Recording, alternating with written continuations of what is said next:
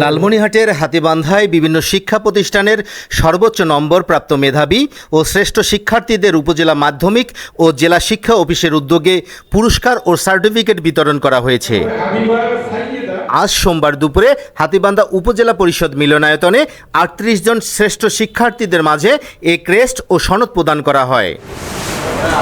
এসইডিপি মাধ্যমিক ও উচ্চ শিক্ষা অধিদপ্তর শিক্ষা মন্ত্রণালয়ের অধীনে হাতীবান্ধা উপজেলার বিভিন্ন শিক্ষা প্রতিষ্ঠানের ২০২২-২৩ সেশনের এসএসসি ও এইচএসসি ও সমমান পরীক্ষায় উত্তীর্ণ শ্রেষ্ঠ মেধাবী শিক্ষার্থীদের মাঝে জেলা মাধ্যমিক ও জেলা শিক্ষা অফিসারের উদ্যোগে পুরস্কার স্বরূপ ক্রেস্ট ও সনদ বিতরণ করা হয়।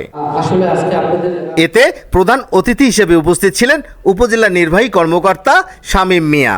এছাড়াও বিভিন্ন শিক্ষা প্রতিষ্ঠানের প্রধান, অভিভাবক, শিক্ষার্থী সহ প্রিন্ট ও ইলেকট্রনিক্স মিডিয়ার সাংবাদিকবৃন্দ এ সময় উপস্থিত ছিলেন। আপনি যতই শিক্ষিত হন, সেই শিক্ষাটা যদি আপনি মানুষের কাজে ব্যবহার না করেন, রাষ্ট্রের কাজে ব্যবহার না করেন, তাহলে কিন্তু সেই শিক্ষা দিয়ে আপনার কোনো লাভ হবে না। যে শিক্ষাটা আপনার পরিবারের, সমাজের, দেশের উন্নয়নে কাজ করবে, সাধারণ মানুষের কাজ করবে, সেটাই হলো প্রকৃত শিক্ষা।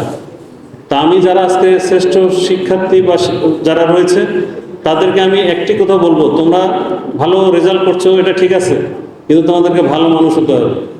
তোমরা যতদূর পর্যন্ত লেখাপড়া করবা, বাস্তব জীবনে যখন যাবা, তোমার ব্যবহার, তোমার পরিচয়, তোমার সব কিছু যেন একটা মানুষ বলতে পারে যে না, ওই অমুক খুব ভালো মানুষ ছিল। এইটাই সবচেয়ে বড় পাওয়া। পাবলিক পরীক্ষায়, এসএসসি এবং এইচএসসি পরীক্ষায় যারা বিভিন্ন কারণে বোর্ড কর্তৃক শ্রেষ্ঠ নির্বাচিত হয়েছে এই উপজেলায়, তাদের রেজাল্টের ভিত্তিতে তারা শ্রেষ্ঠ হয়েছে। এই সব মিলে আজকে যে অনুষ্ঠানটা, এটা একটা বেস্টদের প্রোগ্রাম, এটা একটা গ্রেটেস্টদের প্রোগ্রাম। তো সেখানে আমরা থাকতে পেরে নিজেকে গর্বিত অনুভব করছি।